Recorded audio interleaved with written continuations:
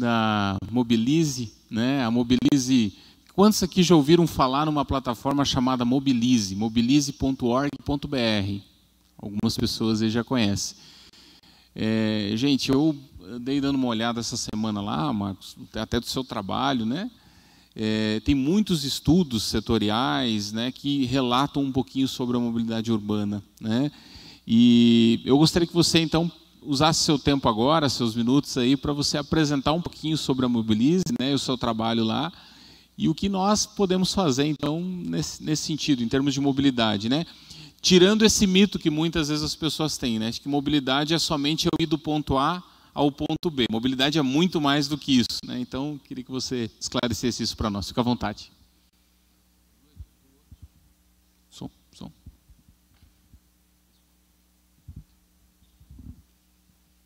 Bom dia a todos.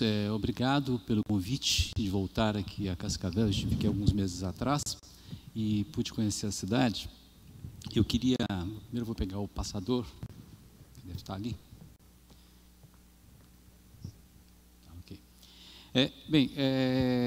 O assunto de mobilidade urbana, eu acompanho isso desde 1985, quando eu comecei a trabalhar no jornal Folha de São Paulo. Eu acompanhei a instalação de um dos primeiros corredores de ônibus da cidade de São Paulo. E de lá para cá, trabalhei com arquitetura, com urbanismo, em várias publicações, e em 2011 eu fui convidado pelo Henrique Ribeiro,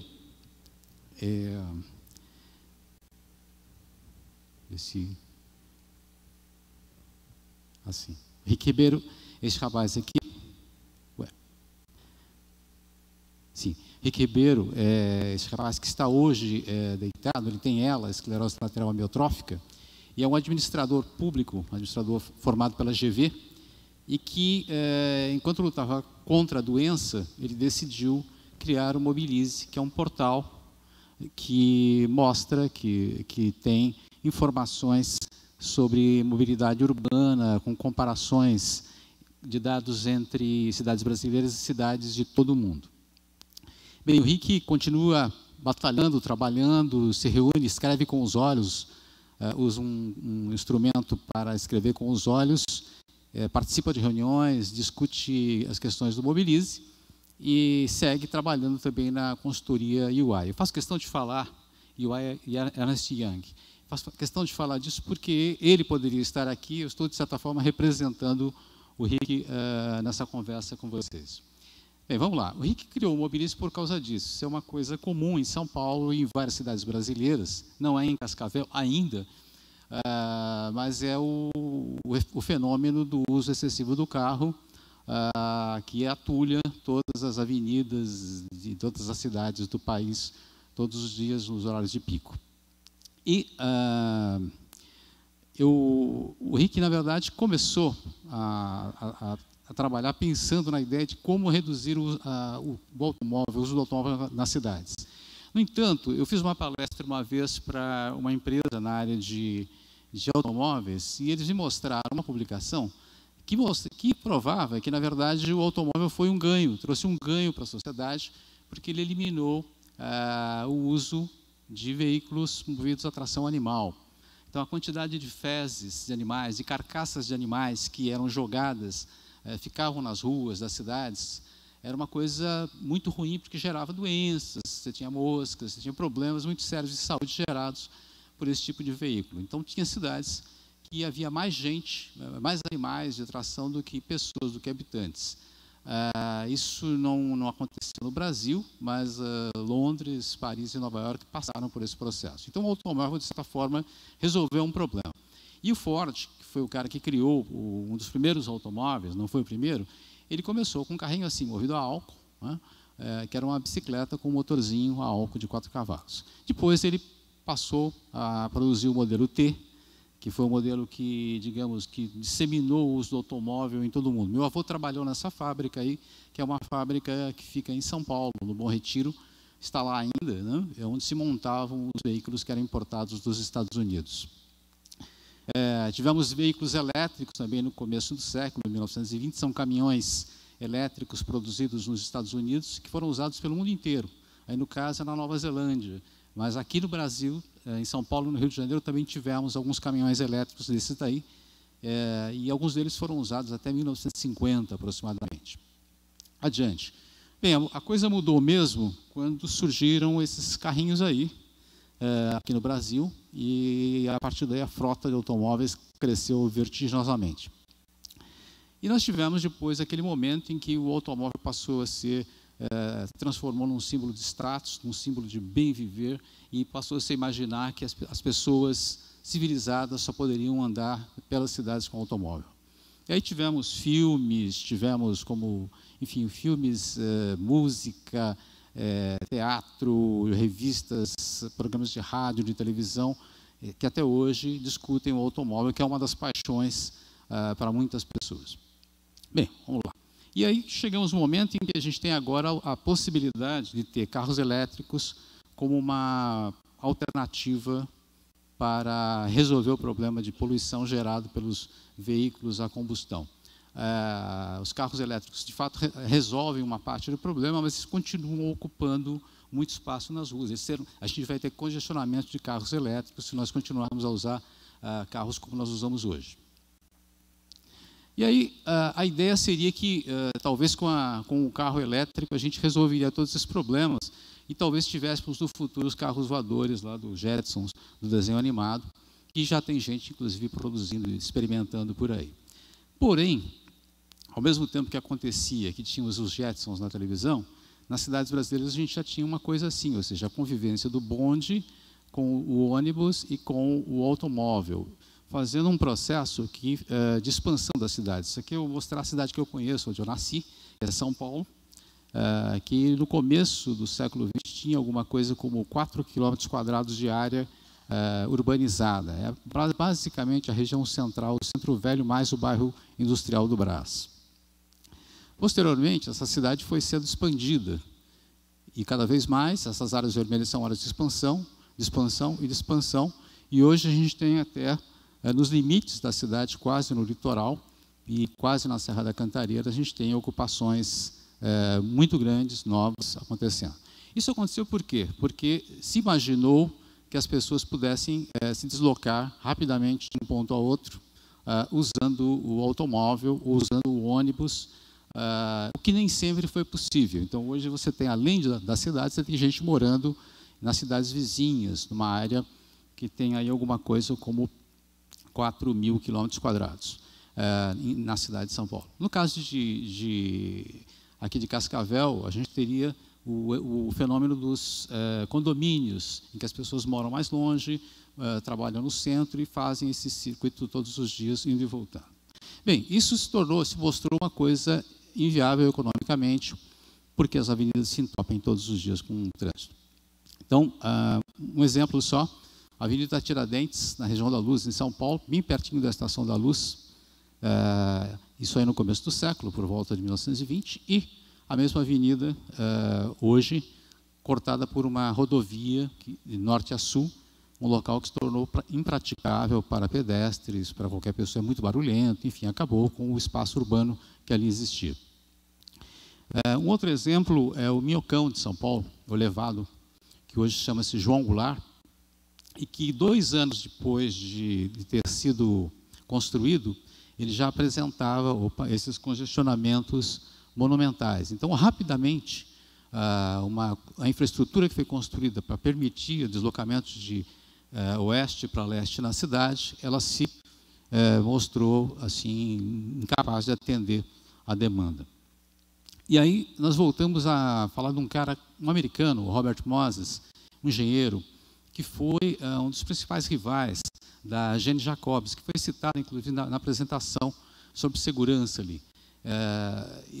O Moses ele fez uma série de projetos de mobilidade de avenidas em Nova York, e ele mostrou em 42, ele notou que essas novas obras, por mais que elas ampliassem o espaço para o automóvel, elas geravam novos congestionamentos ou mudavam os congestionamentos de lugar.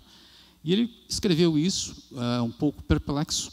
Isso foi sendo discutido ao longo do século XX, e em 1989, as prefeituras da região de Los Angeles fizeram um estudo mostrando que, de fato, há uma tendência a que os veículos ocupem todo o novo espaço que se abre para o automóvel. Então, mesmo essas grandes estruturas aqui, em alguns momentos, ficam cheias, repletas, completamente congestionadas.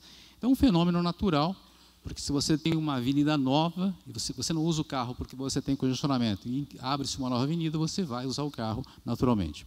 Então, isso aqui é outro exemplo, a Avenida Marginal, São Paulo, que se gastou 1,9 bilhões para expansão das avenidas e que, 2 anos depois de pronta a obra, ela já apresentava novos congestionamentos. Enfim, repete-se o fenômeno. E aí a gente vai falar um pouquinho do custo de externalidades negativas do uso do automóvel, que são o consumo excessivo de energia, porque você tem que levar 1 tonelada de aço para transportar uma pessoa, os gases, a emissão de gases de efeito estufa, que alteram o clima do planeta, piora do ar e da água, que são respirados pelas pessoas, a ocupação do espaço exagerado, obras viárias, a necessidade de investir mais em obras viárias, os problemas de acidentes que geram custos para a sociedade, os custos de saúde por conta das doenças respiratórias e custos de congestionamento. Isso, enfim, há vários cálculos, mas são todos cálculos que somam aí a bilhões e bilhões de reais por ano em cidades como São Paulo e Rio de Janeiro. Bom, fizemos um cálculo aqui em Cascavel e pela frota que tínhamos em junho deste ano, chegamos aí a um cálculo que nós temos aqui em Cascavel 132 mil carros e 19.600 caminhonetes. Só isso daria uma fila de 760 quilômetros se fosse colocada numa via. Então, isso considerando o uso normal que se faz do carro de 1,3 ou 1,4 pessoas dentro de um veículo, aproximadamente. Então, seria esse mais ou menos o impacto que teria se colocar todos esses veículos na rua de uma vez só. Um exemplo aqui é uma foto tirada por uma câmera de Cascavel, peguei na internet, mostrando que você vê a cidade e parece que a cidade só é habitada por veículos e não por pessoas. Bem, adiante. Tem um outro exemplo aqui que é o uso do espaço que se tem para transportar uma pessoa. Então, uma pessoa a pé, ela ocupa menos de 1 metro quadrado na sua caminhada. De bicicleta, cerca de 4,5 metros a 16 quilômetros. Um automóvel a 40 km por hora, levando uma pessoa, ocupa 60 metros quadrados. E esse automóvel cheio ocuparia 20 metros quadrados por pessoa. Um ônibus de grande porte, a gente chegaria a 4 metros quadrados. Então, na verdade, fica claro que a utilização de transportes coletivos ou da racionalização do uso do automóvel, ou seja, mais gente dentro do carro, é a maneira mais racional de se fazer o transporte nas cidades, ou a pé ou de bicicleta. E tem um aspecto de eficiência também, que eu mostro quatro exemplos. Uma pessoa a pé, com a energia de 1 kW, ela consegue percorrer alguma coisa aí como quase 30 quilômetros, com 1 kW de energia. Isso aqui poderia ser convertido em calorias. De bicicleta, um pouco mais. E de automóvel elétrico, chegaria aí a uns 5 quilômetros com 1 kW.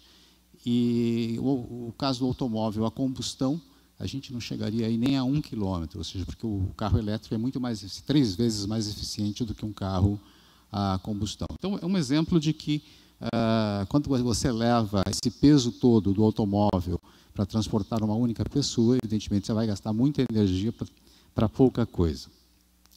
Bem, tem um aspecto também de acidentes. Isso aqui é um mapa gerado internacionalmente que mostra o índice de acidentes, de mortes no trânsito por 100 mil habitantes. No caso do Brasil, a gente tem esse índice aqui. Então, o Brasil está comparável aos países da África, alguns países da Ásia. Talvez aqui o pior caso seria a Venezuela. Mas a gente está muito ruim, temos muito a melhorar, porque isso custa muito caro para a sociedade. E exemplos estão aqui, são exemplos de avenidas em que tem cicatrizes de acidentes, pequenos acidentes, que podem afetar uma pessoa que está passando por ali. Exemplos de soluções. Vamos lá. Metrô. Esse é o metrô de Londres, em 1863, ainda a vapor, que foi uma solução hoje. Hoje, metrôs existem no mundo inteiro, mas esse foi a primeira tentativa e se espalhou pelo mundo. Rapidamente foi para Paris, foi para Buenos Aires, Nova York. E hoje em Londres a maneira mais rápida de se transportar, sem dúvida, é pelo metrô, pelo tube, porque a cidade é muito congestionada. Outros exemplos são os VLTs, que são bondes modernos, como esses bondes de Melbourne, na Austrália. Na região central de Melbourne, esses ônibus, esses VLTs, têm circulação gratuita, ou seja, você não tem, a tarifa é zero no centro da cidade, justamente para as pessoas não precisarem utilizar o carro quando andam no centro da cidade. Outros exemplos de VLTs em Milão. Milão manteve seus trilhos de bonde, então hoje você tem no mesmo trilho de bonde, circulam esses bondes antigos aqui e circulam esses bondes modernos, tais como esse aqui. Então foi uma infraestrutura que existia nas cidades brasileiras, mais antigas, e que foi abandonada aí pelos anos 50 e 60, mas que se manteve em alguns países do mundo. Mais recentemente a gente tem o exemplo de reimplantação de VLTs no Brasil. Isso aqui é o caso de Santos, a São Vicente, numa antiga faixa ferroviária, foi construído um VLT que está fazendo grande sucesso, atendendo a população que liga o centro da cidade de Santos até o bairro, até a cidade vizinha de São Vicente, com grande movimento. Outro exemplo é um veículo leve sob pneus, lá na região de Mestre, o bairro de Mestre, na cidade de Veneza. Essa parte aqui é a parte continental da cidade de Veneza. Esse é um veículo que anda guiado por um trilho central elétrico, um bondezinho elétrico ou um ônibus que anda com um trilho central. No lado lacustre, você tem esse tipo de transporte, que é o vaporeto, uma barca que funciona como o metrô da cidade. Um exemplo, isso aqui é o mapa do metrô de Veneza com as linhas do vaporeto. Então, são avenidas líquidas que eles aproveitaram para transporte coletivo na cidade. Outros exemplos são os bem conhecidos aqui dos paranaenses, que são os corredores de ônibus, inventados em Curitiba e exportados para todo mundo. Esse aqui é o exemplo lá de Bogotá, na Colômbia. Muito cheio já, inclusive necessitando ser talvez substituído por um metrô. Aqui é Curitiba, com acessibilidade total. Adiante. E aqui um exemplo na Inglaterra de um corredor de um ônibus guiado por trilhos de concreto ao lado de uma ciclovia. Elevadores e funiculares que podem resolver problemas de cidades acidentadas e, sobretudo, uma coisa que foi citada pela Estela, os teleféricos. Esse aqui, no caso, é o teleférico de La Paz, na Bolívia. É o maior rede de teleféricos do mundo, que também tem a estrutura de um metrô, porque é uma cidade bastante acidentada. Existe uma questão do transporte coletivo, que é o custo do transporte coletivo. A gente tem no Brasil uma quantidade, assim, a gente fez uma relação, estabelecemos uma relação entre a renda média da cidade e a quantidade de passagens de transporte que se pode comprar. E as cidades brasileiras se compram poucas passagens com a renda média, ou seja, faltam aquilo que se chama de subsídios. Nos países mais desenvolvidos você tem subsídios às passagens, permitindo que as pessoas usem mais o transporte público. No Brasil, esse transporte é pouco subsidiado, portanto, as tarifas, as passagens pesam muito no dia a dia das pessoas. Esse é o caso, é um exemplo na cidade de Dunkerque, na França, que colocou transporte gratuito. E aqui um outro exemplo em Volta Redonda, que criou uma linha de ônibus elétrico que circula pelo centro da cidade, permitindo que as pessoas façam compras gratuitamente, circulem sem usar o automóvel. E poderia falar de bicicletas, agora eu vou ter que avançar, porque eu tenho pouco tempo. Bicicletas compartilhadas, ligadas a terminais de transporte, como alternativa. Sistemas como esse aqui, que é um ciclobus, que leva crianças para a escola todos os dias, isso na França também. E ciclovias que são necessárias. Esse é o caso de Sorocaba. E a gente tem um exemplo interessante, a cidade de Portland, nos Estados Unidos, que entre 1980 e 2008 implantou 300 milhas de ciclovias na cidade. E o custo dessa implantação toda equivale ao custo de uma milha de uma highway, de uma avenida expressa na cidade. Então é um investimento baixo e que, no entanto, traz um ganho ambiental muito grande. Eu vou falar também um pouquinho de transportes. Tem sistemas novos de transportes. Eu vou passar rapidamente, depois a gente comenta, como esse veículo aqui. E eu queria falar também depois um pouquinho de caminhabilidade, que é uma uma das falhas das cidades brasileiras. É uma campanha que nós estamos fazendo, eu vou passar rapidamente, mostrando a situação ruim de calçadas. Isso aqui é um exemplo aqui de Cascavel.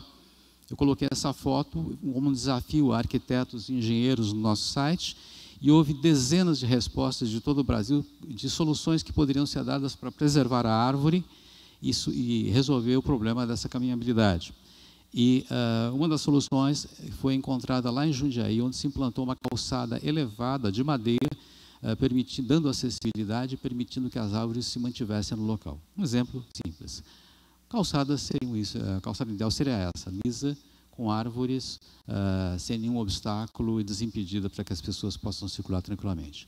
Questões de velocidade, eu gostaria de discutir também, que o trânsito tem que reduzir a velocidade, e alternativas novas, que são a possibilidade de você conectar os veículos entre si e entre os sistemas de sinalização, permitindo que todo o fluxo de trânsito possa ser, de alguma maneira, reorganizado com base num sistema inteligente via internet das coisas. Se você considerar que cada pessoa tem um celular nas mãos e que esse celular pode ser detectado por sensores também, então, quando houver um idoso para atravessar aqui, esse idoso pode deixar configurado no seu celular que ele é um idoso e o semáforo de pedestres vai dar mais tempo para atravessar, enfim. Você pode automatizar todo esse processo. Para concluir agora mesmo, isso aqui são transformações que a gente poderia fazer. Isso aqui é uma foto de uma cidade conhecida, Seul, na Coreia, e por volta de 1950, logo depois da Guerra da Coreia. Uma favela, enfim, sobre um riacho. Alguns anos depois, essa favela se transformou, desapareceu e surgiu um elevado, uma avenida larga, com o rio aqui no meio, aqui embaixo, enfim, circulando por aqui. Isso estava muito ruim, muito desagradável, feria o centro da cidade, e a comunidade, junto com o prefeito, avançou e demoliu aquele viaduto e retransformou aquele riacho num parque linear, com ciclovias, com um VLT aqui do lado e BRTs aqui, permitindo que as pessoas usufruam daquele que era um espaço degradado, como um novo parque. Isso é um exemplo apenas para mostrar que, no futuro, cidades como São Paulo podem ter hidrovias como essa aqui. Isso aqui é na região de Pinheiros, cidade universitária. Aqui você tem a Rio Olímpica. E, no futuro, talvez, a gente possa ter cidades com essa forma. Então, cidades inteligentes são cidades em que a gente pode viver nelas, andar nelas e usar a tecnologia e conviver com segurança, com conforto, enfim, de uma maneira mais humana. É isso, eu tive que correr muito, obrigado, é só isso. Som. Marcos, duas coisas eu queria te perguntar, principalmente preocupado mais assim com relação à confusão que tantas medidas alternativas estão surgindo para se locomover. Por exemplo, lá fora, no evento, tem uma empresa chamada Yomi, que é uma startup que nós conhecemos recentemente em São Paulo. Eles têm patinetes elétricos. E a gente já tem hoverboard, já tem uma série de soluções hoje em que as pessoas estão utilizando para sair do veículo ou da bicicleta, né? Tem também o veículo elétrico da Itaipu lá fora, para as pessoas visitarem. O que me preocupa um pouco é a bagunça que isso pode virar daqui a um tempo. Primeiro, onde que esse patinete vai andar? Ele vai andar na ciclovia? Ele vai cruzar com uma bicicleta e vai trazer um acidente para uma pessoa? Os hoverboards e tantas outras medidas que nós temos visto, como que a gente faz para organizar o trânsito dentro de um padrão para não se tornar um outro caos? Porque daqui a pouco a gente cria soluções para isso, mas o problema pode continuar, né? Cada um tem um patinete, por exemplo, cada um tem um jeito de se locomover, mas como que ficaria a sinalização, né, a adequação do trânsito nesse sentido? E outra coisa que eu percebo também como uma alternativa para a mobilidade, você até mostrou ali que são os drones, né, e a gente até colocou um espaço lá com drones também para o pessoal fazer o primeiro voo. Eu estava vendo uma estatística que diz que mais de 80% das compras efetuadas por e-commerce, os produtos pesam até 2 quilos. Se pesam até 2 quilos, eu não precisaria mandar por correio, poderia mandar por um drone, possivelmente. E daí talvez esteja outra bagunça. Hoje, se eu vou fazer um voo com o drone lá fora, eu preciso registrar na ANAC e tal, tem toda uma série de coisas. Mas como que eu organizo, então, um trânsito para que eu não tenha uma bagunça de tantas coisas assim? Tem uma pesquisa que foi feita, um teste que fizeram no estado do interior de São Paulo, em que um remédio poderia ser entregue de um ponto A para o ponto B em 1 minuto e meio. Com mototáxi demora 15 minutos. 1 minuto e meio com drone. Agora, se daqui a pouco cada empresa tiver um drone para entregar uma coisa, nós vamos ter um caos aqui, né, no espaço aéreo. Então, como é que eu organizo o trânsito entendendo todas essas tendências que a gente está vendo por aí? Eu acho que você tem razão. Acho que a gente tem uma oferta muito grande de tecnologias. O drone é uma delas, mas a gente poderia falar dos carros autônomos também, que a gente não sabe muito bem. Eles virão certamente, mas nós não sabemos muito bem como isso vai poder ser organizado nas cidades. O caso dos drones, eu acho que é o risco maior nesse momento, porque se você imaginar que possa haver entrega de milhares de produtos com drones voando pela cidade, isso vai ser uma loucura, vai ser uma outra loucura. E se você imaginar ainda talvez o drone valesse para locais mais afastados, regiões mais rurais, onde você possa fazer uma entrega sem afetar a vida urbana. Existem outras experiências com pequenos robôs que fazem entregas. Eu mostrei ali, não deu para mostrar com cuidado, mas robôs que você coloca, por exemplo, uma marmita de comida, fecha esse robô, ele sai e entrega. Na Inglaterra está se experimentando isso. Claro que eu acho que não acredito nessas possibilidades. Acho que pelo menos o Brasil não estaria preparado para isso. Mas, talvez, do ponto de vista de cargas, eu acho que a experiência mais madura está sendo feita agora em Paris, por um grupo que envolve universidades, a Prefeitura de Paris e empresas privadas, que estão montando um sistema de micrologística com uma certa hierarquização, permitindo que as cargas cheguem até pontos estratégicos e de lá sejam distribuídas por meio de pessoas a pé ou de transporte público, pessoas de bicicletas elétricas, quadriciclos e pequenas vans elétricas também. Então, são modelos até que, em alguns casos, permitem que você tenha, por exemplo, um ponto de retirada da sua carga num posto de gasolina que fica aberto 24 horas. Porque lá eles têm o mesmo problema de distribuição de cargas, e carga é uma coisa importante numa cidade, não é? Tudo que a gente tem aqui chega de caminhão, não é? Então, a ideia de você ter uma infraestrutura para receber e distribuir essas cargas é uma coisa importante. Tem uma professora da Universidade Federal de Minas Gerais que participa desse projeto, que escreveu um artigo, nós publicamos o artigo no Mobilize sobre esse estudo, né, mostrando que é um caminho que nós teremos que seguir, ou seja, trazer em grandes caminhões ou em trens ou em barcos as cargas até um ponto e desse ponto próximo da cidade redistribuir por meio desses sistemas mais leves, de forma a não atrapalhar tanto o trânsito e gerar tanto problema para a cidade.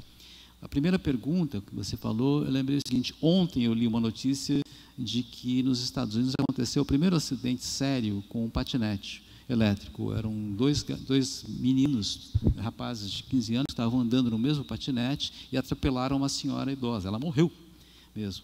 Então, a gente tem, em São Paulo, a gente está vivendo lá já essa coisa dos patinetes elétricos e tem uma certa bagunça, porque não há uma coisa regulamentada. As pessoas estão andando na calçada, invadindo o espaço que seria o espaço dos pedestres. Isso pode trazer certamente acidentes, espero que não, mas tão graves, mas pode gerar acidentes. Eu já experimentei um patinete desses, é bastante agradável, mas eu acho que ele oferece um certo risco. Eu sou pequenininho, mas um sujeito, por exemplo, que pesa 100 quilos, pode, de fato, gerar um acidente. Então, acho que isso cabe ao poder público, junto com a comunidade, estabelecer normas para que a colocação de um sistema, por exemplo, de bicicletas compartilhadas, que é uma coisa boa para a cidade, possa ser colocado sem que isso ocupe a calçada, sem que isso permita que os ciclistas invadam os espaços que são de outros veículos. Então, Tem um aspecto que é de tecnologias novas oferecidas, tem um aspecto que é de legislação urbana, ou seja, como o gestor público organiza essa coisa, e tem um aspecto que é cultural, ou seja, de como os cidadãos se preparam e são informados sobre essas novas tecnologias e como utilizá-las de maneira a evitar esse tipo de problema. Mas as duas questões que você colocou são absolutamente pertinentes, estão na ordem do dia nesse momento. Bacana, Marcos. Eu gostaria de abrir agora para perguntas, pessoas que anotaram aí, fizeram alguma anotação. Eu vou precisar de ajuda agora para levar o microfone até as pessoas. Então, Carlos, uma pergunta... só gentil, respeitosamente, Carlos, aqui, ó. Infelizmente, nós não temos tempo para perguntas, estamos com meia hora de atraso. Tá bom. Então, nós nos desculpamos, tá? Agradeço. Gostaria, então, só da sua consideração final nesse bloco, por gentileza. Tá bom, ok. Seria interessante deixar à disposição daí para o pessoal perguntar lá fora, então, né? Não, com certeza, na hora, principalmente também hoje à tarde, logo depois nós vamos ter um coquetel de encerramento, ou se quiserem se reunir com os palestrantes, que realmente estamos com meia hora de atraso. Então, por gentileza, só a sua consideração final no bloco aqui. Ok. Bom, pessoal, queria agradecer aos participantes nossos aí, então. Obrigado pela colaboração de vocês. Apesar do tempo aí, eu acredito que a discussão sobre cidades inteligentes e sobre mobilidade é uma discussão que nós não podemos deixar ser pertinente somente a um evento de um dia como o Conecta Cities, né? Algo que deve estar constante em nossa reflexão. E nós da Fundetec, né, como desenvolvedora de estudos científicos e tecnologias para o município de Cascavel, nos colocamos à disposição justamente para pensar com a comunidade e traçar estratégias para a gente construir uma cidade mais inteligente, né? Gostaria de agradecer o Marcos aí da Mobilize, o Ruben pela disponibilidade também em vir aí para o evento, o Márcio da Unimed. Eu acredito que assim como a Fundetec, a Unimed também está à disposição para esse tipo de discussão, né, Márcio? E gostaria de deixar aqui o convite para as universidades e para as entidades de classe, para que nós também, dentro de seus ambientes, ecossistemas aí, nós também provoquemos esse tipo de discussão juntos para realmente transformarmos e evoluirmos a cidade de Cascavel para um patamar ainda melhor, né? Subiu um pouquinho no teu gráfico ali, né, Márcio? Muito obrigado, pessoal, a todos, então, e continuem aí curtindo o evento.